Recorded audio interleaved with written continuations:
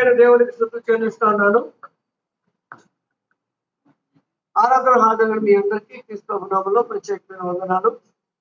దేవుని వాక్యాన్ని కొద్దిసేపు మనం ధ్యానించుదాం. మీ హృదయం ఎలా ఉంది అనే దాని గురించి పరిశీలనాత్మకంగా పరిశీలన చేసుకుంటూ మరి దాన్ని మనం ఆలోచన చేద్దాం.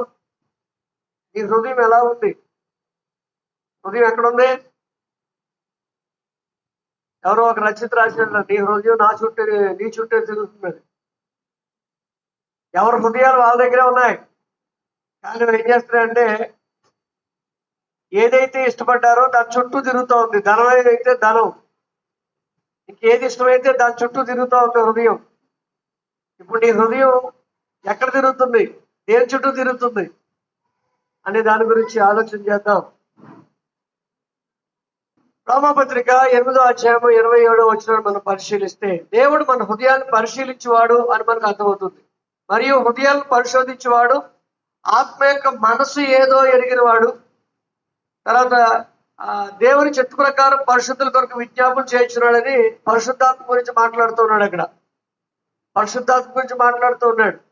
కాబట్టి మన హృదయాలను పరిశోధించేవాడు, ఆత్మ యొక్క మనసు ఏదో ఎరిగినవాడు. ఎవరి గురించి మాట్లాడుతున్నాడు? ఇది పరిశుద్ధాత్మ గురించి. రైట్. ఇందా మనం చదువుకున్న కీర్తనలో 7వ కీర్తనలో మనం చదివినప్పుడు దాంట్లో మనకు కనిపించింది 9వ చరణంలో ఏమంటున్నాడు అక్కడ? 9వ చరణం, హృదయములను అంతరింద్రియములను పరిశీలించే దేవుడు, తర్వాత యథార్థ హృదయాలను స్థిరపరిచే దేవుడు. అందువల్ల హృదయం యొక్క ప్రాముఖ్యత మన జీవితంలో చాలా ఎక్కువ ఉంది. రైట్. మార్క్స్ సువార్త 12:30 వచనంలో యేసు ప్రభువు మాట్లాడుతూ మరి నీ పూర్ణ హృదయంతో, నీ పూర్ణ ఆత్మతో, నీ పూర్ణ వివేకంతో, నీ పూర్ణ బలంతో నీ దేవుడైన ప్రభువును లేకపోతే నీ దేవుడైన యెహోవాను ప్రేమించాలి అనేది అక్కడ చెప్పండి. మొదటి ఆజ్ఞ ఏంటి అంటే నీ దేవుడైన యెహోవాను పూర్ణ హృదయంతో, పూర్ణ ఆత్మతో, పూర్ణ బలంతో, పూర్ణ వివేకంతో ఆయన్ని ప్రేమించాలి. అది చేయగలిగితే మన జీవితంలో మార్పు వచ్చేస్తుంది. కనుక మరి అది మొదటి ఆజ్ఞ. రెండో ఆజ్ఞ నిన్ను వలె నీ పొరుగు వారిని ప్రేమించడం. ఇంతే, 2 ఆజ్ఞలే ఉన్నాయి. కాబట్టి పూర్ణ హృదయంతో ఆయన్ని ప్రేమించాలి అనేది గ్రంథం చెప్తున్న విషయం. హృదయం అనేది ఆత్మ సంబంధమైన అవయవాల్లో ఒకటి. మన శరీర సంబంధమైన అవయవాలు ఎలాగైతే తల, మొండము, కాళ్ళు, చేతులు ఉన్నాయో ఇవి శారీర అభివృద్ధి కొరకు, మన పనులు చేసుకోవడం కొరకు, మన పనులకు హాజరయ్యేందుకు, మన శారీరకమైన ఎదుగుదలకు సంబంధించిన కార్యక్రమాలు ఏవైతే ఉన్నాయో అవన్నీ చేయడానికి ఈ భౌతికంగా కనిపించే అవయవాలు పనిచేస్తున్నాయి. తల, మొండెము, కాళ్ళు, చేతులని 3 భాగాల కింద విడదీసుకుంటాం. అలాగే ఆత్మ సంబంధంగా 3 అవయవాలు ఉన్నాయి. ఆత్మ ఎలాగైతే కంటికి కనిపించదో ఈ అవయవాలు కూడా కంటికి కనిపించవు, కానీ దాని ప్రభావం మరి మన మీద ఎక్కువ ఉంటుంది. అందులో ఒకటి హృదయం, రెండవది మనస్సు, మూడవది మనస్సాక్షి. హృదయము, మనస్సు, మనస్సాక్షి. ఒక్కొక్కసారి బైబిల్లోనే తర్జుమా చేసేటప్పుడు హృదయాన్ని, మనసును 2 కూడా దగ్గరగా ట్రాన్స్లేట్ చేయడం జరిగింది. కానీ దేని పని దానికి ఉంది. హృదయము అని అంటే అది కోరికలకు, భావోద్రేకాలకు నిలయం. కోరికలన్నీ హృదయంలోంచి పుట్టుకొస్తాయి. మీకు వచ్చే చిన్నపాటి కోరికైనా చూడండి. టాటా కంపెనీ ఉందంట. టాటా కంపెనీ ఆయనంట సూది మొదలుకొని రైలు ఇంజిన్ వరకు తయారు చేస్తాడట. ఏమండి? అది ఎలాగో హృదయం కూడా చిన్న కోరిక నుంచి మీ పెద్ద కోరిక కూడా అన్ని అందులో పడతాయి. అందువల్ల హృదయము కోరికలకు నిలయం. ఇంకోటి ఉంది, భావోద్రేకాలకు నిలయం. ఎమోషన్స్ వచ్చినాయి. ఎమోషన్స్ అంటే అన్ని మంచిగా ఉండవు. ఎమోషన్స్ కూడా కొంచెం చెడ్డగా ఉన్నాయి కదండి. ఎమోషన్స్ అనగానే ప్రేమ, పగ, అది కూడా ఒక ఎమోషనే. పగ కూడా ఒక ఎమోషనే. ఏమంటే ద్వేషం అదొక ఎమోషనే. కనికరం అదొక ఎమోషన్. జాలిపడడం ఎమోషన్. ఈ ఎమోషన్స్ అన్నీ కూడా ఎక్కడి నుంచి వస్తాయి? హృదయం నుంచి వస్తాయి. ఇది మనిషికి మాత్రమే దేవుడు పెట్టాడు. జంతువులకి హృదయాలు ఉండవు. ఏమంటే అసలు ఆత్మే ఉండదు వాటికి. అవి కేవలం జీవించు ప్రాణులు అంతే. మనమైతే జీవించు ఆత్మయ్య ఉన్నాం. అందువల్ల మనకుంటే మనం మళ్ళా నవ్వుతాయి అవి. నవ్వు ఏడగలవా? ఏడలేవు. బాధను వ్యక్తం చేసుకోవడం ఏదో చిన్న సౌండ్ చేస్తుందేమో తప్ప, సంతోషాన్ని వ్యక్తం చేయడం చిన్న సౌండ్ చేస్తుందేమో తప్ప మనలా వ్యక్తపరచలేదు. మానవుడికి హృదయం దేవుడు ఇచ్చాడు, దాంట్లో భావోద్రేకాలు ఇచ్చాడు. కాబట్టి ఆ భావోద్రేకాల్ని మరి మంచిగా మనం దానికి స్పందించగలిగితే మనం బాగుంటాం, మన ఎదుటి వాళ్ళు బాగుంటారు. కాబట్టి హృదయం, అలాగే మనసు ఆలోచనల కేంద్రం. మనసు ఆలోచిస్తుంది. మనసు అంటే హృదయం అంటే గుండె కాదు. గుండె వేరు, హృదయం వేరు. గుండె అనేది మన కంటికి కనిపించేది. అది రక్తం ప్రసరింపజేస్తుంది, అంతే దాని పని. లాక్కుంటుంది పంపిస్తుంది, అంతే దాని పని. కానీ హృదయం అది కాదు, హృదయం వేరు. అలానే మనసు అనేది మెదడు కాదు, కానీ ఆలోచనల కేంద్రం అది. ఆలోచనకి ఉపయోగపడే అవయవం ఏముంది? మెదడు. మన ఆలోచనలన్నీ నిక్షిప్తమై ఉంటాయి. ఎప్పటి నుంచి మీకు ఊహ తెలిసిన దగ్గర నుంచి ఇక్కడ రికార్డ్ అవుతుంటాయి. బాబాయ్ ఎంత మెమరీయో కదండి. మెమరీ ఫుల్ అయిపోవడం మనకు తెలుసు కదా. ఇప్పుడు అందరికీ పరిచయం అది. ఒకవేళ మీరు వాడే సెల్ ఫోన్ హ్యాంగ్ అవుతుంది అనుకోండి, మెమరీ ఫుల్ అయిపోయిందండి, కొన్ని డిలీట్ చేసేయండి అంట. ఇందులో డిలీట్ అవ్వవు, ఇందులో రికార్డ్ అయిపోద్ది అంతే. రికార్డ్ అయిపోయి ఎప్పటి నుంచి మీకు ఊహ తెలిసిన దగ్గర నుంచి, చిన్నప్పటి నుంచి, అంటే పాలు తాగిన దగ్గర నుంచి రికార్డు ఒకవేళ అయినా కానీ అవి రావు. మనం ఊహ తెలిసిన దగ్గర నుంచి ఇంచుమించు మనం 5-6 సంవత్సరాల దగ్గర నుంచి కూడా దీంట్లో రికార్డ్ అయి ఉన్నాయండి. సీన్ గారు ఉంటాయా? అది దీని కెపాసిటీ. కాబట్టి మనసు ఆలోచనల కేంద్రం. ఇక మనస్సాక్షి అంటే దేవుని పక్షంగా పనిచేస్తుంది. ఇది దేవుడు పెట్టిన గొప్ప జడ్జి అనమాట. మన హృదయం కోరుకునే కోరికలు, మనసు ఆలోచించే ఆలోచనలు, తలంపులు, ఇవన్నీ కరెక్టా కాదా అని నిష్పక్షపాతంగా ఏమండి మరి దేవుని పక్షంగా పనిచేసింది మనస్సాక్షి. ఇది ప్రతి వాళ్ళకి దేవుడు ఇచ్చాడు. ఈ మనస్సాక్షి ఎప్పుడైనా వాత వేయబడితే వారి యొక్క జీవిత పరిస్థితి చాలా దౌర్భాగ్యం. ఏం చేస్తున్నాడో తెలియదు, ఎలా చేస్తున్నాడో తెలియదు, ఎందుకు చేస్తున్నాడో తెలియదు. ఎందుకంటే ఇక్కడ మనస్సాక్షి పనిచేయట్లా. అదనమాట. ఈ 3 అవయవాలు కూడా ఆత్మ సంబంధమైనవి. ఇది మన ఆత్మీయ అభివృద్ధి కొరకు, అలాగే శరీరము ఆరోగ్యంగా క్షేమంగా ఉండేందుకు, ఎక్కువ కాలం భూమి మీద బ్రతికేందుకు దోహదపడుతూ ఉంటాయి. మరి అందులో ఒకటైన హృదయం గురించి ఈరోజు మనం ఆలోచించబోతా ఉన్నాం.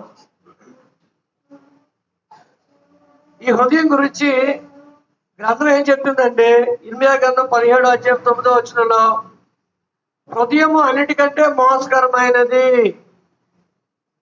అది ఘోరమైన వ్యాధి కలది, దాన్ని గ్రహింపగలవాడు ఎవడు అంటే ఎవడు లేడు. ఎవరన్నా ఉంటే వాక్యానుసారంగా ఆలోచించే క్రైస్తవుడు మాత్రమే ఆ హృదయం యొక్క గమనాలు ఆలోచించగలడు.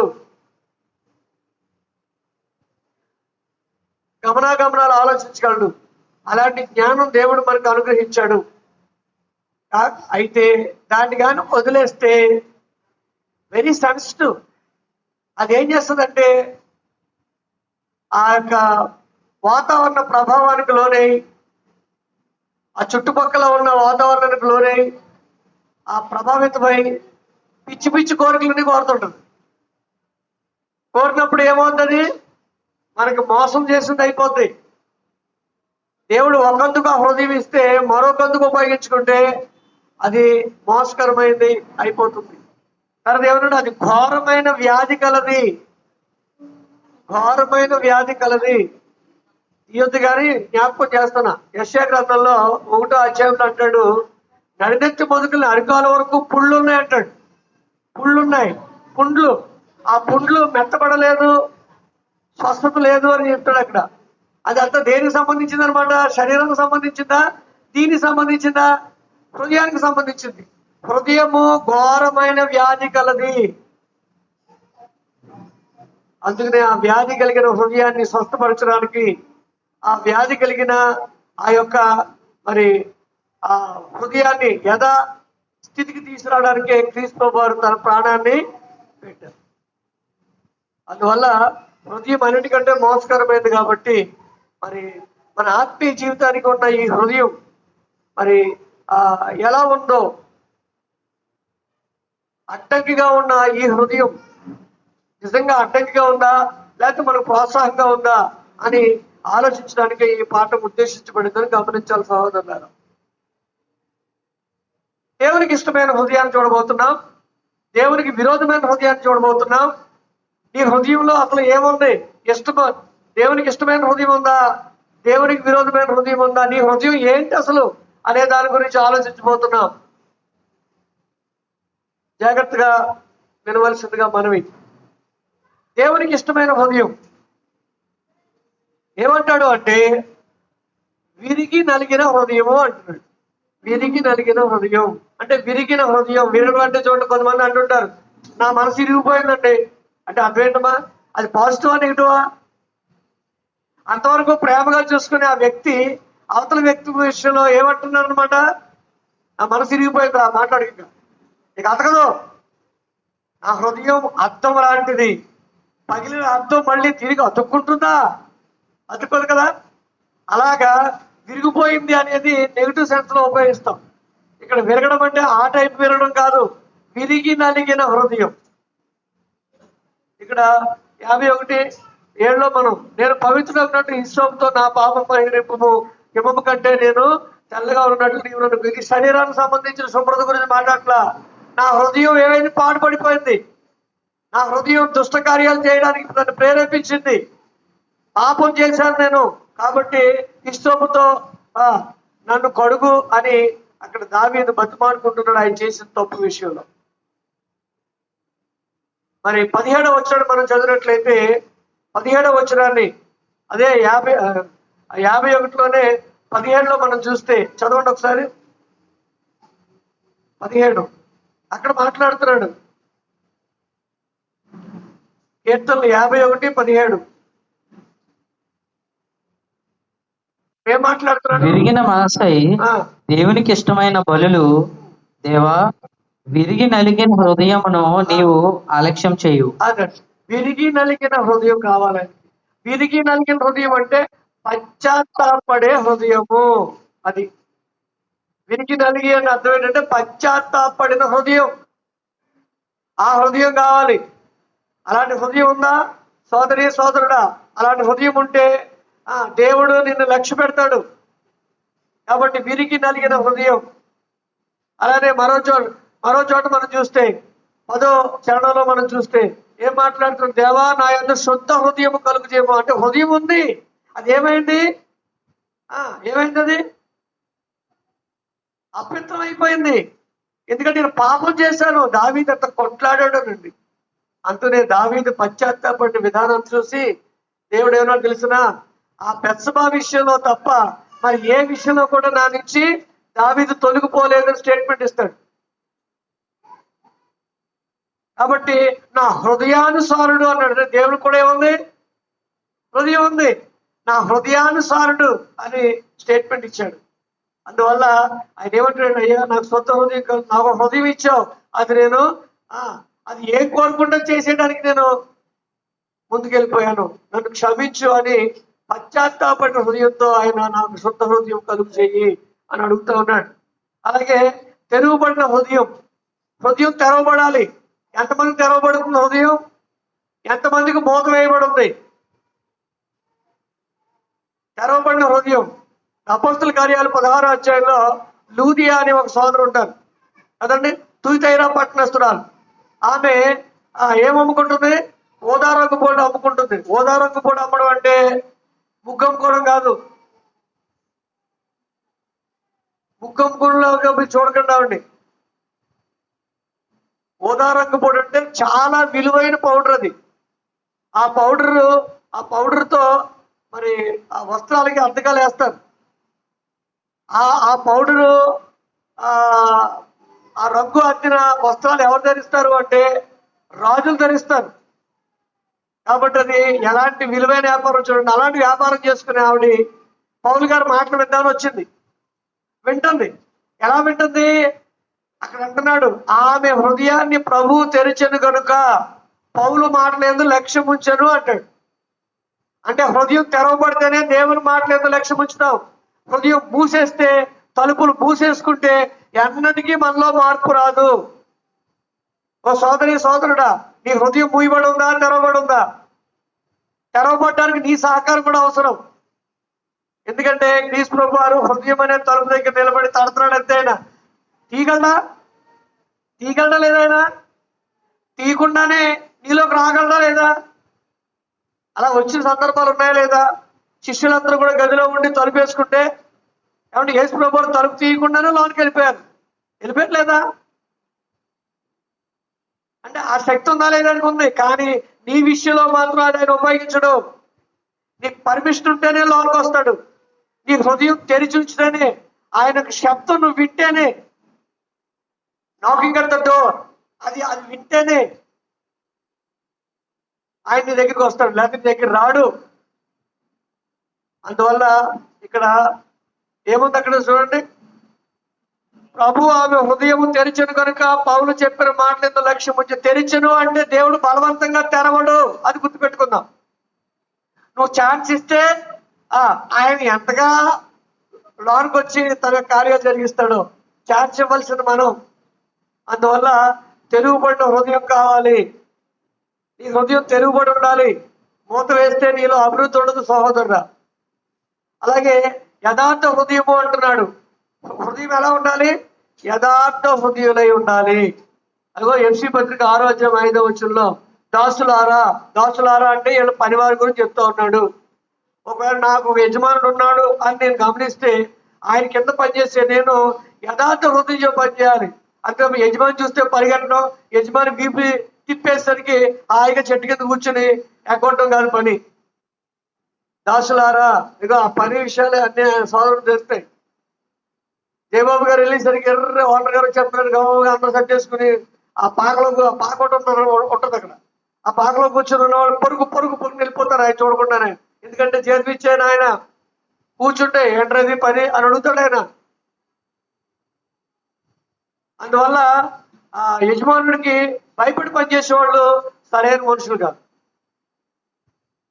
అందుకని దాసులారా, మీరు యథార్థ హృదయాలు గలవారే, భయంతోనూ వణుకుతోనూ క్రీస్తునకు వలె సరైన విషయమైన మీ యజమానులకు వారికి విధేయులే ఉండండి. ఇప్పుడు మేమున్నాం, నేను ఉద్యోగం చేయకపోయినా వాళ్ళు ఉద్యోగం చేసిన రీతిలో ఉన్నప్పుడు నా పై అధికారి ఎంఈఓ గారు లేదా డిఈఓ గారు ఆయన వచ్చినప్పుడే పరుగులెట్టడం కాదు, ఆయన వస్తాడని నేను డైరీ రాయడం కాదు, ఆయన వస్తాడని అన్నిట్లో సంతకాలు పెట్టలేదని ఎత్తుకోవడం కాదు. ఏ రోజుకో రోజు ఆ పని చేయాలి. కారణం ఏంటంటే నా పైన ఎవరున్నారు? డిఈఓ కంటే పైన ఒక ఆయన ఉన్నారు. ఎవరైనా? ప్రభు. నా అందుకనే క్రీస్తునకు వలె మీరు అలాంటి భయము ఉన్నట్లయితే, ఆ భయభక్తులు ఉన్నట్లయితే మీ హృదయం ఎలాంటిది? యథార్థం. కొంతమంది భార్యలు ఏం చెప్తారు తెలిసిన, పక్కనతో బాగా కాలక్షేపం చేయడం అలవాటు. భర్త అలాగే వెళ్ళిన వెంటనే ఆ పక్కింటికి వెళ్ళి కబుర్లే కబుర్లు. ఈ లోపల ఆయన హారం వినపడింది అనుకోండి, చెప్పని లేచిపోతారండి. అమ్మ వచ్చేతున్నాడు ఆయన. అలాంటి భయం దేవుడికి అక్కర్లా. అలాంటి భయం నీ భర్త కూడా అక్కర్లా. అలా నువ్వు భయపడి నటిస్తే అలాంటి నటన నీకే కీడు చేస్తుంది. అందువల్ల ఎలా ఉండాలన్నమాట, నా పైన ఎవరున్నారు, ఒకవేళ స్త్రీ అయితే భర్త, భార్య అయితే భర్త ఉన్నాడు శిరస్సుగా, ఆయనకో శిరస్సు ఉన్నాడు. ఎవరు? ప్రభువారు. ఆయనకో శిరస్సు ఉన్నాడు దేవుడు. ఇది ఈ సిస్టమ్ ఎక్కడ అమలు జరుగుతుందో ఆ కుటుంబాలు బాగుంటాయి. అందువల్ల ఎలాంటి హృదయం కావాలి? యథార్థమైన హృదయం కావాలి. తర్వాత ప్రోక్షింపబడిన హృదయం, ప్రోక్షింపబడిన హృదయం కావాలి అంటున్నాడు. హెబ్రీ పత్రిక 10:22 మనస్సాక్షి కల్మషము తోచకుండానట్లు ప్రోక్షింపబడిన హృదయములను కలవారముగా ఉందాం. నిర్మలమైన ఉదక స్నానం చేసిన, అంటే నిర్మలమైన ఉదక స్నానం అనేది బాప్తిసానికి సూచనగా వాడబడిన మాట. శరీరములు గలవారమై ఉండి విశ్వాస విషయంలో సంపూర్ణ నిశ్చిత కలిగి యథార్థమైన హృదయముతో మనము దేవుని సన్నిధానము చేరుదము. కాబట్టి యథార్థమైన హృదయం కావాలి, ప్రోక్షింపబడిన హృదయం కావాలి. దేంతో ప్రోక్షింపబడి ఉండాలి? ఉదక స్నానం అంటున్నాడు. ఉదక స్నానం అంటే క్రీస్తు రక్తంతో ప్రోక్షింపబడిన హృదయాలు అయి ఉండాలి. క్రీస్తు రక్తంతో ప్రోక్షింపబడిన హృదయాల్లో పాపం ఉండదు, నిర్లక్ష్యం ఉండదు. ఏమండి? కాబట్టి ఆయన రక్తంతో ప్రోక్షించబడిన హృదయాలు కలిగిన వారముగా ఉండాలన్నట్టుగా ప్రోక్షింపబడిన హృదయాలు అని వాడుతూ ఉన్నాడు. ఇకపోతే స్థిరమైన హృదయం, స్థిరమైన చంచలమైన, కింద వాడుకున్నాం, చంచల మనసు కలిగిన వాడే నై ఉన్న నన్ను, అయ్యా నువ్వు నన్ను కాపాడావు, స్థిరపరిచావయ్యా. కాబట్టి చంచలమైన మనసు అంటే ద్విమనస్సు అంటారు, 2 నాలుకలు అంటారు. అదే నాలుగుతో దేవుణ్ణి స్తుతిస్తాం, అదే నాలుగుతో ఆయన ఆయన ఆయన జనాన్ని కూడా శపిస్తాం. కాబట్టి 2 నాలుకల ద్వారానే ద్విమనస్కులు, దేవునికి అసహ్యులు. కాబట్టి ఏముండాలి? స్థిరమైన మనసు ఉండాలి. నష్టపోయినప్పటికీ దాని మీద నిలబడి కార్యక్రమాలు కొనసాగించాలి. కాబట్టి స్థిరమైన మనసు, స్థిరమైన హృదయం కావాలి. రైట్. ఇంకా దేవుని యొక్క విధానాన్ని ఎరిగే హృదయం, దేవుని ఎరుగు హృదయం కావాలంటున్నాడు. ఇర్మియా గ్రంథం 24:7 అంటున్నాడు. అక్కడ ఏమన్నాడంటే, యూదా జనాంగాన్ని బబులోను చెరకు పంపబోతున్నాడని చెప్తాడు.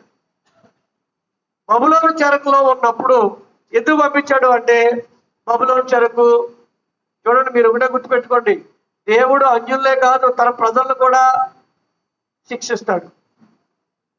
జనాలు శిక్షించడంలో, అన్యజనులు శిక్షించడంలో ఆయన ఒక దృక్కోణం వేరుగా ఉంటుంది. కానీ తన ప్రజల్ని శిక్షించడంలో ఆయన ఒక ఆలోచన వేరుగా ఉంటుంది. ఏంటి అంటే, అన్యజనులు శిక్షించడంలో, అన్యజనులు అంటే తన జనం కాని వారిని శిక్షించడంలో ఇక ఇలా మారరు అని ఆయన ఫైనల్ అయినప్పుడు వారికి ఇంకా దేవుని ఉగ్రత వారి మీద ఉంటుంది. తన ప్రజలను శిక్షించేటప్పుడు ఎలా శిక్షిస్తారంటే, తండ్రి తన కుమారుల్ని శిక్షించినట్టుగా. అంటే తండ్రి తన కుమారుల్ని ప్రేమిస్తాడు కనుక ఆ ప్రేమించిన వాడు ఖచ్చితంగా శిక్షిస్తాడు. ఇలా చేయకూడదు, ఇలా చేస్తే పనిష్మెంట్ ఇదిగో అని అంటాడు. అలాగా దేవుడు తన ప్రజల్ని బబులోను చెరకు ఎందుకు పంపించాడు అంటే, వాళ్ళ యొక్క వంకర తీయడానికి, వాళ్ళని సరిచేయడానికి. కానీ అలా సరిచేయడం పంపించే దేవుడే మరలా తిరిగి తీసుకొస్తానని చెప్తున్నాడు అక్కడ. నేను మరలా మీ దేశానికి తిరిగి తీసుకొస్తాను. తీసుకొచ్చినప్పుడు ఈ 70 సంవత్సరాల చెర ఏదైతే ఉందో, ఈ చెరలో మీకుండే అనుభవాన్ని బట్టి నన్ను తెలుసుకున్నట్టు మీకు మంచి హృదయం ఇస్తానండి. అదనమాట. కాబట్టి ఆ హృదయం ఎలాంటిది? దేవుని ఎరిగే హృదయంగా ఆ దేవుడే ఇవ్వాలి. దేవుడు ఇవ్వాలి అంటే, సోదరుడా, నీ ప్రమేయం లేకుండా దేవుడు ఇవ్వడు. నీకు చిన్న అవకాశం ఆయనకి ఇస్తే దాన్ని పెద్ద అవకాశంగా తీసుకుని నిన్ను ఎంతగా మారుస్తాడో. కింద పాడదే, నా హృదయము వింతగా మారేను కదా, యేసు నాలో వచ్చినందున. దేవుడు నీలోకి వస్తే, క్రీస్తు ప్రభువు నీలో ఉంటే, పరిశుద్ధాత్మను నీలో ఉంటే నీలో వింతైన మార్పులు వస్తాయి. వికృతమైన మార్పులు కాదు, వింతైన మార్పులు వస్తాయి. ఒకప్పుడు అబద్ధాలు ఆడేవాడు ఇప్పుడు అబద్ధాలు ఆడవు, ఒకప్పుడు మోసం చేసేవాడు ఇప్పుడు మోసం చేయవు, ఒకప్పుడు ప్రతిదానికి కూడా అపార్థం చేసుకునేవాడు ఇప్పుడు తేటగా ఆలోచిస్తావు. అన్నిట్లో మార్పు వస్తుంది, వింతైన మార్పు. కాబట్టి మరి దేవుణ్ణి ఎరిగినట్లయితేనే అవి మనకు వస్తాయి. ఆ హృదయం కూడా దేవుడు ఇవ్వాలి, నువ్వు అవకాశం ఇస్తే. అందువల్ల దేవుణ్ణి ఎరిగే హృదయం ఆయన తన ప్రజలకు ఇస్తారని అక్కడ వాగ్దానం చేస్తున్నాడు. అలాగే మనం కూడా ఎప్పటికైనా మించిపోయింది లేదు, అయ్యో కూలిపోయాను, ఏదో అప్పుల్లో కూలిపోతున్నాను, ఇంకా లేకపోతే ఎవడో లేడు అని అని నిరాశ నిస్పృహ చెంది మాట్లాడుతుంటావే, అలా పాప ఊపిలో కూలిపోయినప్పుడు నిన్ను చెయ్యెత్తించి లేపడానికి ఆయన సిద్ధంగా ఉన్నాడు. కానీ ఎవరు అవకాశం ఇవ్వాలి? నువ్వు బ్రతకాలనే అవకాశం నువ్వు ఆయనకి ఇవ్వాలి. ఆయనకి ఇచ్చి నీ చెయ్యలా చాపితే చాలు, ఎంత రిస్క్ అయినా ఆయన బేర్ చేసి నీ కొరకు ఆయన సహాయం చేస్తాడు సహోదరుడు. అందులో చూడంటాడు, మనం ప్రేమించినది కాదు, తానే మనల్ని ప్రేమించి మనల్ని విమోచించడానికి తన సొంత కుమారుని కూడా ఇవ్వడానికి వెనుదీగిన వాడు ఏ సహాయం చేయడం నీకు ఆయన వెనకడు చేస్తాడు. కానీ మనకు కొంతమందికి సహాయాలు అందట్లేదు. కారణం ఏంటంటే నువ్వు అసలు ఆయన వైపు చూడటం లేదు, నువ్వేదో సాధిద్దాం అనుకుంటున్నావు. No, never.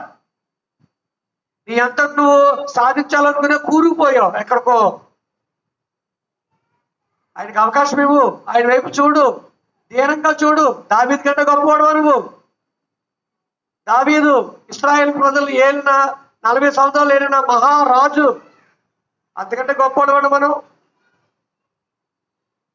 కాబట్టి చెయ్యందించమని మీరు ఆయన చెయ్యందించమని మీరు రిక్వెస్ట్ చేస్తే ఆయన చూడండి, మీ చెయ్యి చాపండి.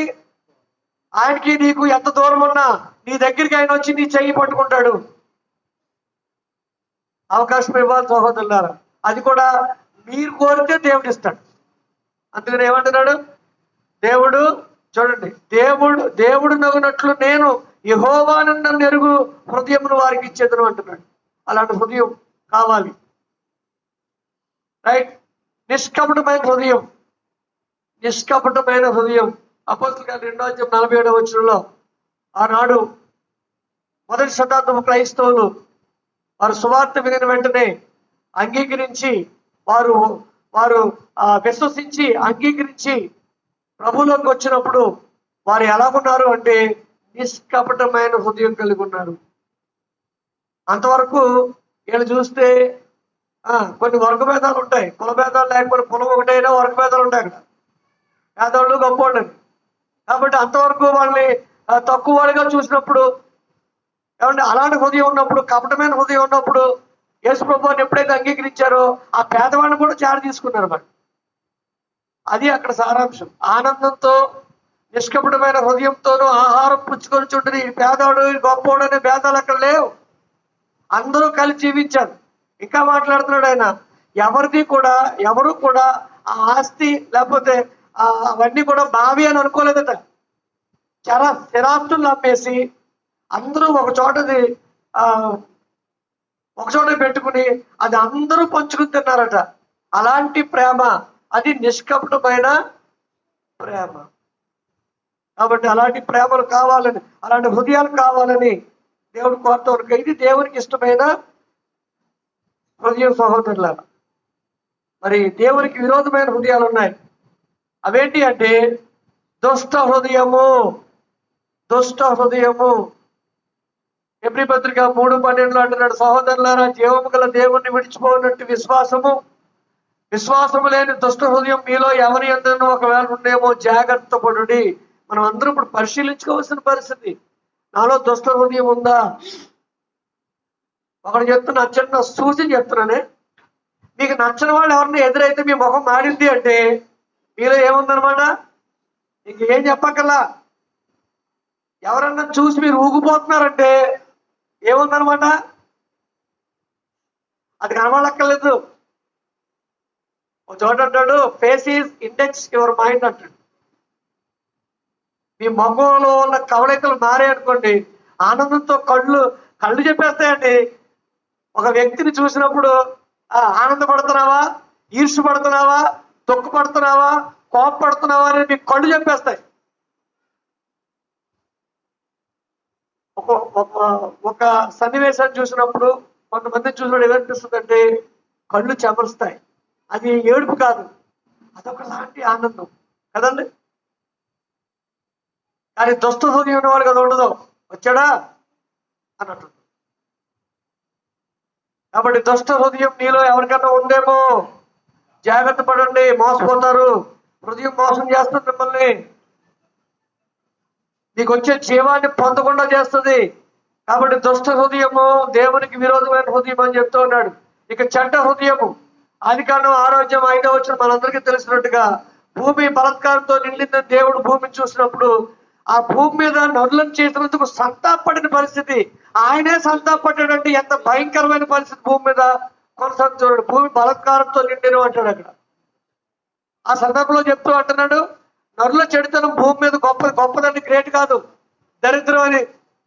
దాన్ని అక్కడ అలాగా ట్రాన్స్లేట్ చేశారు గొప్పదని. గొప్ప అనే మాట దేనికి ఉపయోగిస్తాం? ఉన్నతమైన ఒక గ్రేట్నెస్ తెలియజేయడానికి ఆ గొప్ప అనే మాట ఉపయోగిస్తాం. అది గొప్ప కాదు, ఘోరం. అంటే భూమి మీద నరుల చెడుతనం ఘోరమనియు అన్నారు, కానీ గొప్ప అని ఎందుకో, గొప్ప అంటే ఎక్కువ అని చెప్పడానికి అలా ట్రాన్స్లేట్ చేశారు అక్కడ. గొప్ప అని కానీ అయితే ఆ చెడుతనం కూడా గొప్పదేమో అనుకోబోకంటే, గొప్ప అంటే ఘోరమైంది. వారి హృదయం యొక్క తలంపులోని ఊహంతి కేవలము ఎల్లప్పుడూ చెడ్డదని చూసి తాను భూమి మీద నరులను చేసినందుకు యెహోవా సంతాపం నుండి తన హృదయంలో ఏం చేశాడు? ఆనందపడ్డా, నొచ్చుకున్నాడు. కాబట్టి దేనివల్ల? చెడ్డ హృదయాల వల్ల. ఇంకా మనం కింద చదివితే 8:21 నరుల హృదయాలోచన వారి బాల్యం నుండి చెడ్డదే. కాబట్టి ఎవడు నీతిమంతులు లేడు, అందరూ పాపం చేసి దేవుడు అనుగ్రహించి మహిమను పొందలేకపోతున్నారు అంటున్నాడు. బాల్యం నుంచి, బాల్యము అంటే పాలు తాగే పిల్లల గురించి మాట్లాడట్లా, లిడియాని ఉద్దేశించి మాట్లాడట్లా. అలాగే జస్విక ఏం పెద్దనా బాబు, రాజశేఖర్ వాళ్ళ అబ్బాయి ఏం పేరు? జస్విక్. చిన్నాయన చెప్తున్నాను, చిన్నాయన గురించి మాట్లాడట్లా, ఆ వయసు ఉన్న వాళ్ళతో మాట్లాడట్లా. మరి ఎవరి గురించి మాట్లాడుతున్నాడు? ఊహ తెలిసిన వారి గురించి. ఊహ తెలిసిన దగ్గర నుంచి, అంటే నిహారికనే పెట్టుకోవచ్చు, ఆ వయసు నుంచి. ఏమంటే ఆ వయసు నుంచి బాల్యము, అది బాల్యం. బాల్యంలో ఉన్న వాళ్ళందరూ అక్కడి నుంచి మొదలై ముసలివాడి వరకు ఏం జరుగుతుందంటే చెడ్డదిగా ఉంది హృదయము. కాబట్టి ఆ హృదయం మారాలి, మార్పు చెందడానికి మనసు ఇవ్వాలి. అప్పుడే దేవుడు మీకు సహాయం చేస్తాడు. లేనప్పుడు దేవుడు మెచ్చని జీవితాలు అయిపోతాయి. కాబట్టి చెడ్డ హృదయము అంటా ఉన్నాడు. తర్వాత ఏమంటే అవివేక హృదయం, అమాయక హృదయం కాదండి. అమాయక హృదయం వేరు, అవివేక హృదయం వేరు. అవివేక హృదయం అంటే జ్ఞానం లేని మూఢత్వం కలిగిన హృదయాలు అవి. మూఢత్వం కలిగిన హృదయాల్లో ఏముంటుంది తెలిసిన? కులజాడ్యం ఉంటుంది, మతజాడ్యం ఉంటుంది, వర్గజాడ్యం ఉంటుంది. ఇవన్నీ కూడా అవివేకమైన హృదయాల్లో పుట్టుకొచ్చేవి. భేదాలు ఎక్కువ ఉంటాయి. నీ కులం నా కులం, నీ మతం నా మతం, మీ వాళ్ళు మా వాళ్ళు, ఆడ మగ, ఇలాంటి దరిద్రమైన ఏమంటే దుష్టత్వమైన తలంపులు కలిగిన ఉన్న హృదయాన్ని ఏమంటే అవివేక హృదయము. వివేకము లేదు, జ్ఞానము లేని హృదయాలవి. కాబట్టి రోమాపత్రిక 1:22 సృష్టిని పూజ చేస్తూ సజీవుడైన దేవుణ్ణి విడిచిపెట్టి వాళ్ళు తోచిన విధంగా ఆరాధన చేస్తున్న ప్రజలను ఉద్దేశించి వారి యొక్క హృదయాలు ఎలా ఉన్నాయి? వారి హృదయాలు అవివేక హృదయాలు, అంధకారం అని చెప్తా ఉన్నాడు. వారి అవివేక హృదయము అంధకారం ఆయను, అంటే చీకటి అయిపోయింది, వెలుగు కనబట్ల. అసలైన దేవుణ్ణి విడిచిపెట్టి, అంటే తన కన్న తండ్రిని విడిచిపెట్టి ఊళ్ళో వాళ్ళందరినీ మా నాన్న అని పిలుస్తారే, ఆ కేటగిరీలోకి వస్తారా జనం. పక్కనున్న తండ్రిని, తన కన్న తండ్రిని పక్కన విడిచిపెట్టి, నిర్లక్ష్య పెట్టి ఊళ్ళోళ్ళందరినీ పిలుతుంటారు, తండ్రి తండ్రి మా నాన్న లాంటి వాడు, మీరు పెద్దవాళ్ళు, మా నాన్నగారు లాంటి వాళ్ళు, మా నాన్నగారు. నిజంగా మా నాన్న కూడా నేను అలా పిల్లలేమో కానీ మిమ్మల్ని అలా పిలుస్తారంటాడు. వీళ్ళందరూ ఏ హృదయం కలిగిన వారు?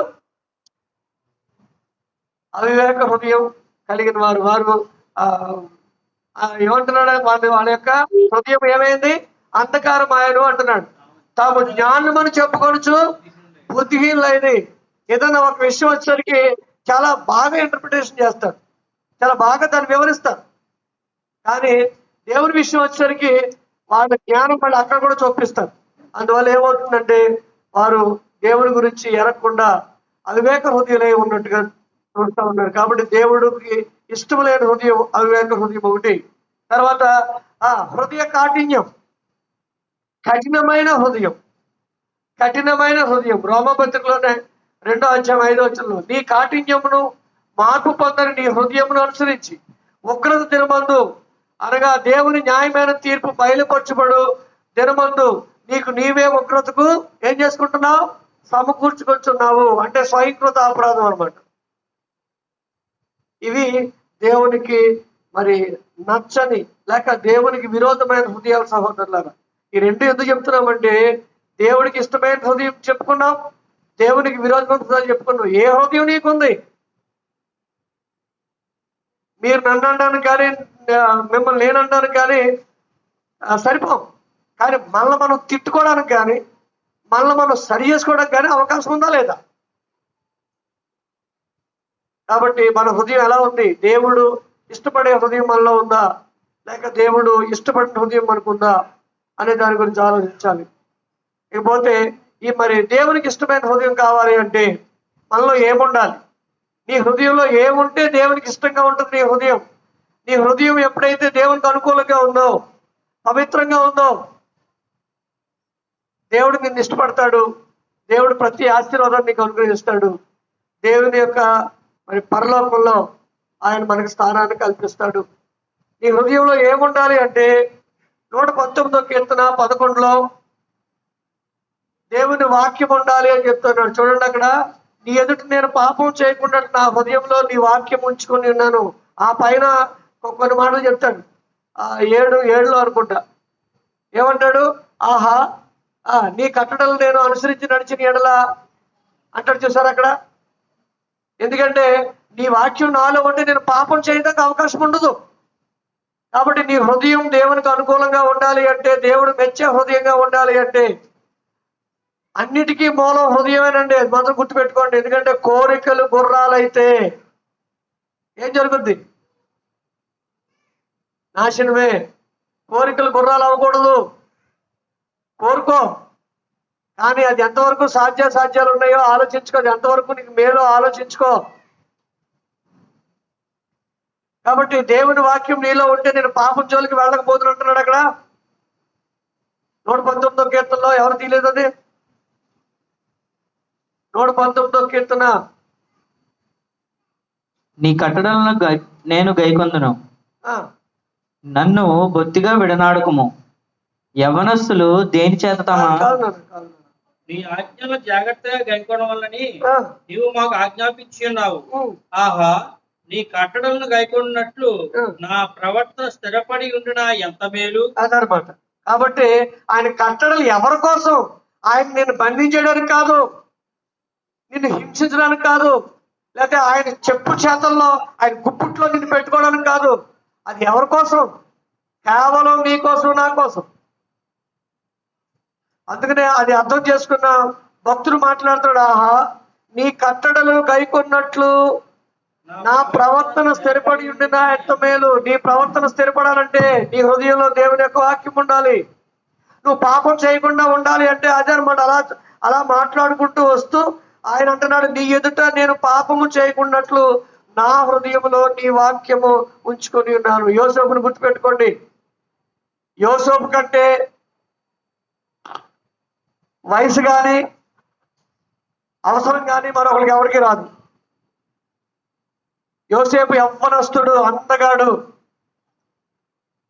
తన యజమాని భార్యే తనని ఆశించింది. అప్పుడు ఆయన ఉపయోగించిన మాట ఏంటో తెలిసిన, దేవుని యొక్క వాక్యం హృదయంలో ఉంటే మాట్లాడే మాటలు అలాగుంటాయి. లేదా అవకాశం దొరికితే ఎంత చెత్త పనన్నా చేయడానికి ముందుకెళ్ళిపోతాడు. అయ్యా నువ్వు జస్ట్ ఈ మూట తీసుకెళ్ళి అక్కడికి వెళ్తే నీకు 1,00,000 రూపాయలు ఇస్తాను కూడా, మూటలో ఏదుందో నువ్వు ఆలోచించవు. ఎందుకంటే నీ పరిస్థితులు గుర్తొస్తుంటాయి. ఏంటంటే 1,00,000 రూపాయలు ఎలా వస్తాయి, ఎన్ని సంవత్సరాలు కష్టపడుతూ వస్తాయి, ఇవన్నీ ఆలోచించి ఒక్క క్షణం జస్ట్ 10 నిమిషాలు వారి పని అండి. ఎందుకంటే అక్కడ పోలీసు వాళ్ళు నిఘేస్తున్నారు, పట్టుకుంటారు మమ్మల్ని. అందువల్ల నువ్వేం చేయట్లేదు, ఇంతే మూట మహా అయితే 10 కేజీలు బరువు ఉంటుందేమో. ఆ 10 కేజీల బరువు పట్టుకెళ్ళి జస్ట్ తీసుకెళ్ళి అవతల కారు ఇచ్చేయమంటే ఇందులో ఎంతమంది ముందుకొస్తారు చెప్పండి?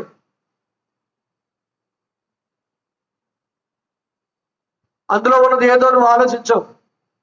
జ్ఞానవంతుడు అయితే ఇది ఇది ఇంత విలువైంది, ఇదేదో దొంగ పని, దీనికి నన్ను ఉపయోగించుకుంటున్నారు, నాకు 1,00,000 ఇస్తున్నాడంటే ఆయనకి ఎన్ని కోట్లు ఇందులో వస్తుందో అనే ఆలోచన ఉండదు. ఇక నీకు 1,00,000 కనబడుతుంటది. దేవుని వాక్యం మనసులో ఉన్న వాడికి అయితే వెళ్ళిపోతాడు. దేవుని వాక్యం మనసులో లేకపోతే చక్కగా వినియోగించుకుంటాడు, ఆ 1,00,000 రూపాయలు తెచ్చుకుంటాడు. కానీ పాపపు సొమ్ము నిన్ను దహించి వేస్తుంది. ఇప్పుడు దహించి వేసినట్టు అనిపించదు, ఫ్యూచర్ లో ఖచ్చితంగా దాని యొక్క ఫలితాన్ని నువ్వు అనుభవించవలసిందే. అనిపించినట్టే ఇక్కడ యోసేపు తన యజమాని భార్య తను ఆశించినప్పుడు తను ఏమన్నాడు తెలుసునా? దేవుని ఎదుటి ఇంత దుష్కార్యాన్ని నేను ఎలా చేయగలను? అది దుష్కార్యం అని చూశానండి. లోకం అలా చూస్తుందా దుష్కార్యంగా? యజమానుడి భార్యే తనదైతే తనకి ఇంకేం లోటు ఉంటుందండి అక్కడ? ఏముండదు. నేను ఇందా చెప్పిన ఆ ప్యాకెట్ తీసుకెళ్తే 1,00,000 రూపాయలు ఎలా కొడతాను అనుకుంటారు, అంతకంటే ఎక్కువ లాభం అది. కాబట్టి ఏమన్నాడైనా, నా దేవుని ఎదుట ఇంత దుష్కార్యమును నేను ఎలా చేస్తాను అని ప్రశ్నించుకున్నాడు, చెప్పేశాడు, పారిపోయాడు. అలా అనమాట. కాబట్టి దేవుని యొక్క వాక్యం ఉంటే పాపం చేసే అవకాశాలు ఉండవు సహోదరులారా. రైట్. తర్వాత మరి రెండో పాయింట్గా ధ్యానం ఉండాలి. ధ్యానం ఉండాలి. ఎంతమంది ధ్యానం ఉంటుంది? ఈరోజు ఆరాధనలో చెప్పిన అంశం ఏదైతే ఉందో, ఏమంటే రాజశేఖర్ గారు అదో నవీన్ ఇద్దరు చాలా కష్టపడి వాడికి అంతా కూడా అంతా డిజైన్ చేసి అన్నీ తయారు చేసి ఏంటి మీకు వాట్సాప్లు పెట్టి, నేనేమో ఆడియో ఏమో అక్కడి నుంచి నేను రికార్డ్ చేసి నేను ఆడియో పెట్టి, ఈ లోపల రాజశేఖర్ గారు ఏమో రాత్రి అంతా కష్టపడి నేను యూట్యూబ్లో అప్లోడ్ చేసి ఇన్ని చేస్తున్నా ఎంతమంది చూస్తున్నారమ్మా? ఎంతమంది వింటున్నారు? ఒకసారి మీ ఆంటీ అంటుంది, ఏమంటే బైబిల్ క్లాస్ కోసం మీరు ఇంత నేను దగ్గర లేదంటే వారం అంతా రాసుకున్న నోట్స్ మీకు మంగళవారం నాడు ఒక అరగంట ప్రజెంట్ చేస్తున్నారు. ఏమంటే ఇంత కష్టపడి రాత్రి ఇంతమంది చేస్తున్నారు, ఎంతమంది చూస్తున్నారండి? అప్పుడప్పుడు రాజశేఖర్ పెడుతుంటాడు, రాజుగారు పెడుతుంటారు, ఏంటి ఎంతమంది అటెండ్ అయ్యారనేది. అన్ని కుటుంబాలు ఉన్నాయా మన స్థానిక సంఘంలో? అంటే ఇళ్ల దగ్గర కూర్చుని చూసే అంత ఖాళీ కూడా జనానికి లేదు అంటే నువ్వేం చేస్తున్నావు? ధ్యానం చేస్తున్నావా? స్థానిక సంఘ విషయాలు, స్థానిక సంఘంలో చెప్పబడిన వాక్యాలు ఇవన్నీ కూడా ధ్యానం చేయాలి అనేది మనకు ఆలోచన ఉండాలి సహోదరులారా. కాబట్టి మరి ధ్యానం చేయబడాలి. కీర్తనలు 4:4 భయము కలిగి పాపము చేయకుడి, మీరు పడకల మీద ఉండగా మీ హృదయాల్లో ధ్యానం చేసుకుని ఊరుకుండండి. సహోదరులారా, చిన్న టెక్నిక్ చెప్తున్నాను. మీరు ఉదయం నుంచి సాయంత్రం వరకు బిజీల్లో ఏ పనులు చేసి ఉంటారు. రాత్రి పడుకున్నప్పుడు ఖాళీయా బిజీయా? ఒక్కసారి ఉదయం లేచిన దగ్గర సాయంత్రం వరకు ఏమేం పనులు చేశారో అవన్నీ గుర్తొస్తాయి, గుర్తురావా? ఎలా గుర్తొస్తాయి? నిద్ర వచ్చే వరకు టీవీ చూస్తారు, 12, 12:30, 1 గంట చూస్తారు. ఇంక నిద్ర ఆపుకోలేక ఎలా కట్టేసి ఇలా పడుకుపోతారు. ఏం గుర్తొస్తాయండి? ఏం గుర్తొస్తాయి? ఉదయం నుంచి సాయంత్రం పండుకునేంత వరకు మీరు ఎవరితో మాట్లాడారో, ఏమేం మాట్లాడారో, ఏమేం పనులు చేశారో గుర్తురావండి. నేను ఇంత చెప్పాను మన మైండ్ కెపాసిటీ ఏంటనేది. 5వ సంవత్సరం నుంచి ఇప్పుడు నాకు 66 సంవత్సరాలు. ఈ 66 సంవత్సరాల్లో ఏమండి అన్ని చేసిన పనులన్నీ ఇక్కడ రికార్డ్ అయి ఉంటాయి. అప్పుడప్పుడు గుర్తొస్తుంటాయి, సిగ్గుపడుతూ ఉంటాం. థియేటర్ ఇలా చేసాను, ఇలా మాట్లాడేసాను అనిపిస్తూ ఉంటుంది. ఎప్పుడు నువ్వు ధ్యానించినప్పుడు. ధ్యానిస్తే విషయాలు అర్థమవుతాయి. అందువల్ల ధ్యానం అనేది అవసరం. పడుకునేటప్పుడు మీ విషయాలన్నీ చక్కగా ధ్యానించండి. ఏమేమి పొరపాట్లు ఉన్నాయో అక్కడికక్కడే సరి చేసుకోండి. దేవునికి ప్రార్థన చేయండి. మర్నాడు తప్పు జరగకుండా చూసుకోండి. ఏ రోజుకి ఆ రోజే వేయింగ్ మిషన్ మీద వెయిట్ వేసుకున్నట్లు లెక్క, ఏ రోజుకి ఆ రోజే షుగర్ మనం చెక్ చేస్తున్నట్లు లెక్క, ఏ రోజుకి ఆ రోజే బీపీ చెక్ చేస్తున్నట్లు లెక్క. ఆరోగ్యాలు బాగుండవండి. అలాగే వాక్యాన్ని కూడా ధ్యానిస్తే నీ ఆత్మ సంబంధమైన ఆరోగ్యం బాగుంటుంది. నువ్వు దేవుడికి ఇష్టడుగా ఉంటావు, నేను దేవుడు ఇష్టపడతాడు అనేది అర్థం చేసుకోవాలి. కాబట్టి పడకల మీద ఉండగానే ఎక్కడ సరైన అవకాశం ఉంది. దీనికి ఒక క్లాస్ రూమ్ లేదు, అయితే దీనికి ఒక ప్రత్యేకమైన ప్లేస్ లేదు. హాయిగా పడుకున్నప్పుడు just think yourself, about yourself only. మీ గురించి మీరు ఆలోచించండి. అంతే తప్ప ఆయమ్మ అలా మాట్లాడింది, ఈ అమ్మ అలా మాట్లాడింది, ఆయన ఇలా మాట్లాడాడు, ఇలా చేయొచ్చా అలా చేయొచ్చా అని నిద్రపోయే వరకు పీడకల్లో వస్తాయి. ప్రశాంతంగా ఉండడానికి నీకు ఇష్టం అవ్వట్లేదా? ప్రశాంతమైన జీవితాన్ని జీవించడానికి నువ్వు ముందుకు రాలేకపోతున్నావు. ఎందుకు ఇవన్నీ అవసరమా? పీడకల్లో తుళ్ళు లెగుతావు మధ్యరాత్రిలో. నీతో చాలా చాలా దరిద్రం కల వచ్చిందండి. మొత్తం నిద్రరాదు, నీ మనలో ఉన్నాయే దరిద్రమైన ఆలోచనలు. అందుకు ఈ ఆలోచనలు ఏమవుతాయి? ఇది ఏం చేస్తుందంటే ఇది ఒక గొప్ప రచయిత అండి, ఇది ఒక గొప్ప డైరెక్టర్ అండి. ఇది కథ రాస్తుంది ఏమండి, అక్కడక్కడ మ్యూజిక్ పెడుతుంది, చాలా చక్కగా ఒక కలర్ రూపంలో మంచి డిజైన్ చేసి పంపిస్తూ ఉంటుంది. నీ బుద్ధులు నీకే నేర్పిస్తూ ఉంటుంది, నీకే జీవిస్తూ ఉంటుంది. అందువల్ల సహోదరులారా గమనించండి, ధ్యానించడం మొదలు పెడితే ఈ రోజు మొదలెడదాం. నేను చేసే తప్పేంటి ఒప్పేంటి అనేది ధ్యానించడం మొదలు పెడితే నీ జీవితం తెల్లవారేసరికి మారిపోద్ది. మర్నాడు జీవితం దేవునికి మహిమకరంగా ఉంటుంది. అందువల్ల నీ హృదయంలో ధ్యానం ఉండాలి. తర్వాత మూడో విషయాన్ని, ఆత్మల పట్ల మానని వేదన. రోమపత్రిక 2:1 ఆయన మాట్లాడుతున్నప్పుడు ఏమంటున్నాడు చూడండి, నాకు బహుదుఃఖమును నా హృదయములో మానని వేదనయు కలవు. ఎందుకు అంటే మీలో ఎవరికైనా అలాంటి వేదన ఉందా? ఎవరి విషయంలో? ఏమంటే ఎవరి విషయంలో? ఆత్మల పట్ల. ఏలేశ్వరం నగర పంచాయతీలో మనుషులు మనమే ఉన్నామా? ఇంకెవరు లేరా? మరి వాళ్ళందరికీ సువార్త ఎవరు ప్రకటించాలి? అంకుల్ గారు చూసుకుంటారు.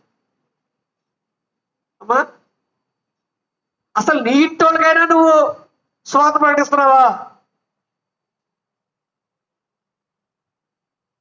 పక్కింటోళ్ళు వదిలేండి, మీ ఇంట్లో వాళ్ళకి నువ్వైనా సువార్త ప్రకటిస్తున్నావా? నీకు తెలిసిన సత్యాన్ని బోధిస్తున్నావా? అయ్యో గొడవలు అయిపోతాయండి. అమ్మో, గొడవలు ఎక్కడో తెలిసినా వంటింట్లో నీ సిన్నులు బట్టి గొడవలు అవుతాయి.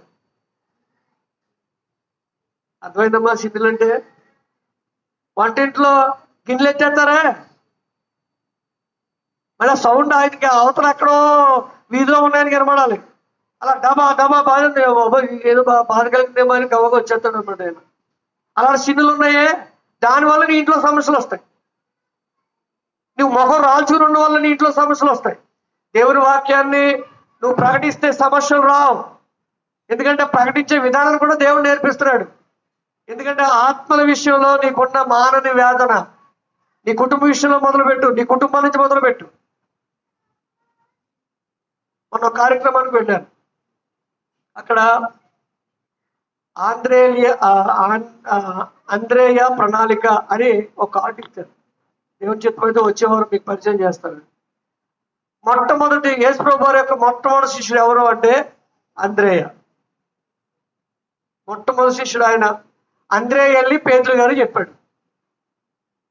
పేతురు గారిని వాళ్ళిద్దరూ వచ్చారు ప్రభు దగ్గరికి. వాళ్ళిద్దరూ ఏం ప్రకటించారంటే మేము మెస్సియాను కనుగొంటివి అని ప్రకటించారు. ఏమంటే వాళ్ళ వృత్తి చేపలు పట్టుకునే వృత్తి, అవన్నీ వదిలేశారు.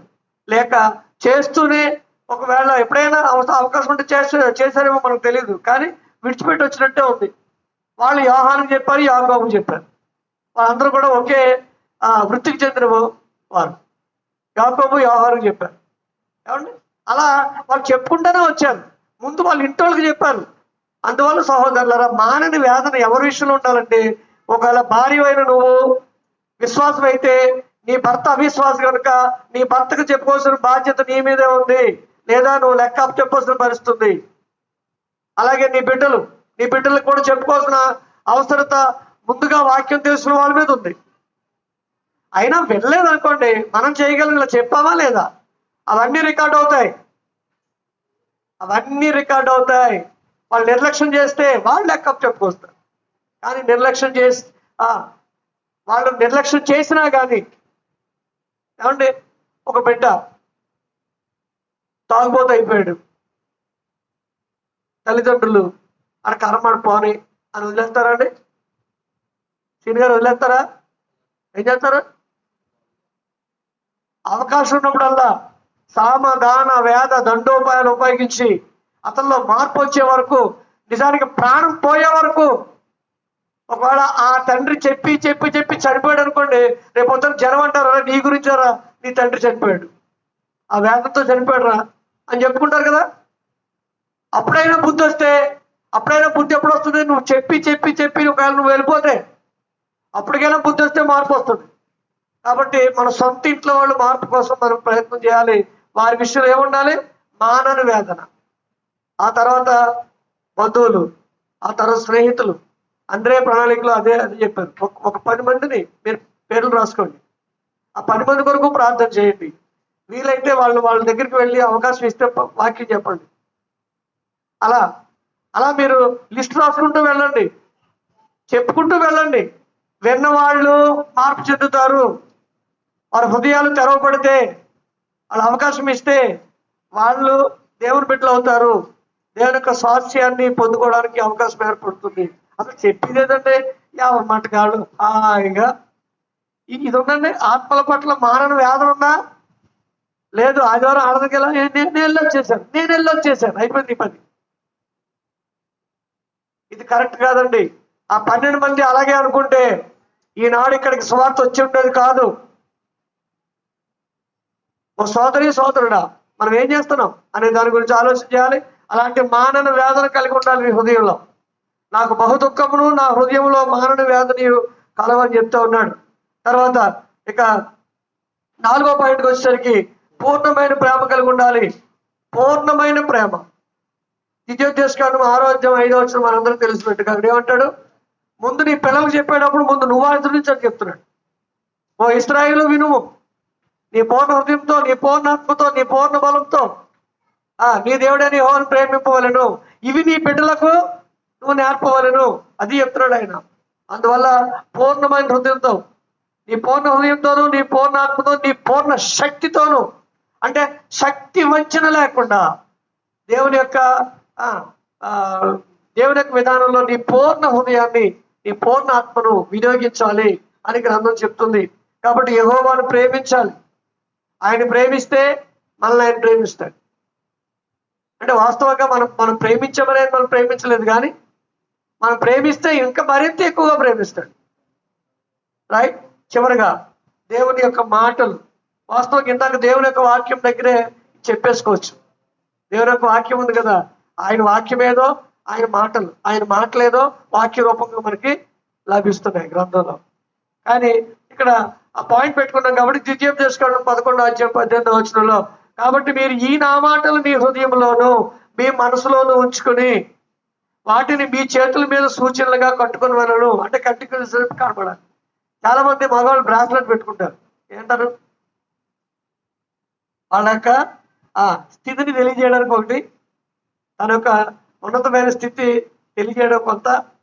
ఇంకోటి ఏంటంటే ఆ బ్రాస్లెట్ మీద మరి ఎవరైతే బహుకరించారో వాళ్ళ పేరు రాసుకుంటున్నారు. ఎందుకని అస్తమానం గుర్తు రావాలని. అవునా? కొంతమంది పర్సన్లో వాళ్ళు ప్రియమైన భార్యల ఫోటోలు పెట్టుకుంటారు, లేకపోతే భర్తల ఫోటోలు పెట్టుకుంటారు. ఇలా తెరవగానే డబ్బులు కానీ కనిపించే ముందు ఆవిడ కనిపించాలని. అవి ఏంటంటే జస్ట్ సూచనగా పెట్టుకునేవి అభిమానాన్ని బట్టి. అలాగే దేవుని యొక్క వాక్యాన్ని మీరు ఏం చేయాలి? మీ యొక్క అంటే అక్కడ సూచనగా కట్టుకోవడం వలన అవి మీ కన్నుల నడుమ బాసికాలుగా ఉండవాలంటే ఇక్కడ వాక్యం రాసుకుని బాసిక పెట్టుకుని తిరగమని కాదు. వాక్యం ఇక్కడ ఉండాలా? ఏమంటే చేతులతో ఆ కార్యక్రమాలు జరిగించాలా? అవి ఎప్పటికప్పుడు గుర్తుపెట్టుకో. మీ హృదయంలో గుర్తుంటే ఇవన్నీ మీకు గుర్తున్నట్టే. కాబట్టి హృదయంలో ఏమంటే మనసులో ఆయన మాటలు ఉంటే కార్యక్రమాలు ఆ రీతిగా జరుగుతాయి అని దాని అర్థం. మీ తలంపులు ఆ రీతిగా ఉంటాయి, మీ కార్యాలు ఆ రీతిగా ఉంటాయి అనేది సూచనగా అక్కడ చెప్పబడుతుంది సహోదరులారా.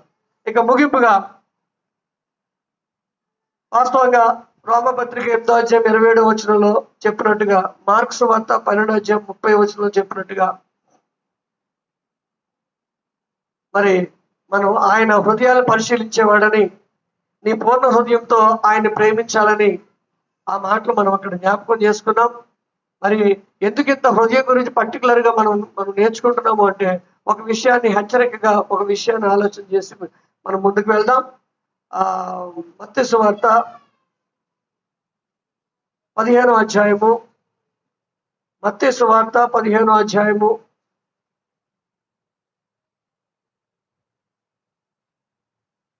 15వ అధ్యాయంలో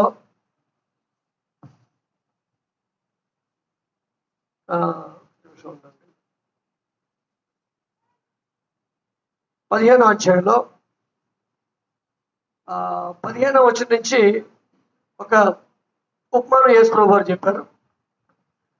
ఆ భావాన్ని పేతురు గారు అడుగుతుంటే ఆయన చెప్తా ఉన్నాడు 18:17 నుంచి, నోటిలోనికి పోవనంతయు కడుపులో పడి బహిర్భూమిలో విడవబడును, కానీ నోట నుండి బయటకు వచ్చినవి అంటే హృదయములో నుండి వస్తాయి కాబట్టి అవి మనిషిని అపవిత్రపరుస్తాయి.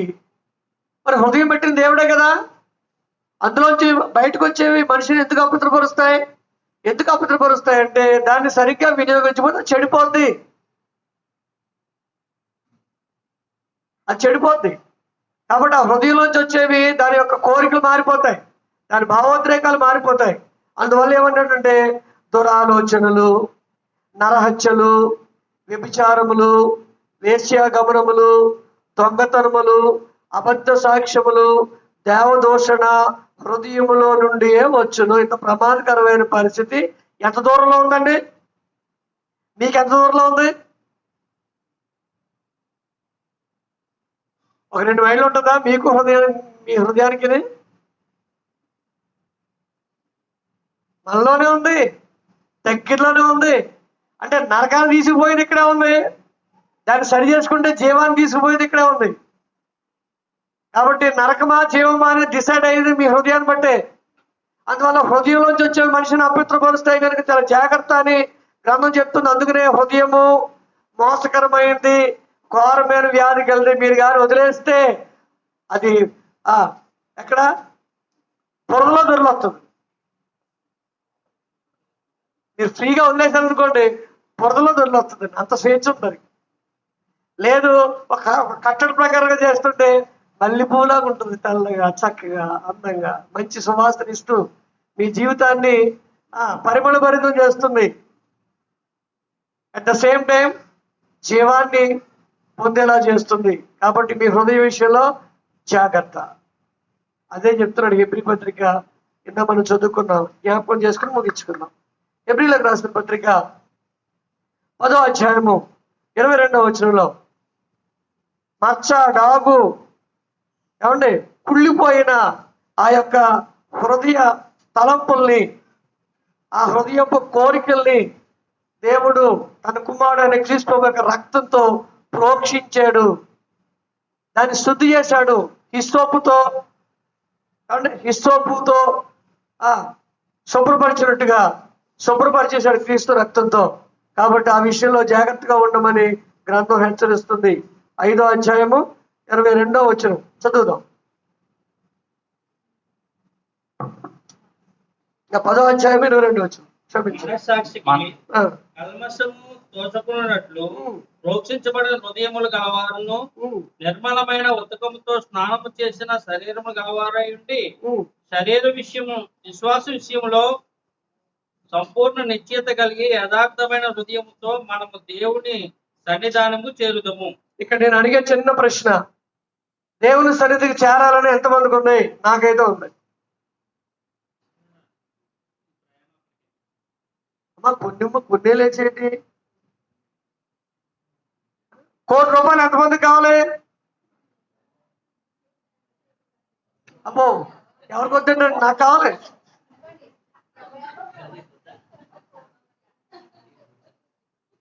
దేవుని సన్నిధి చేరాలి అంటే యథార్థమైన హృదయం కలిగి ఉండాలి.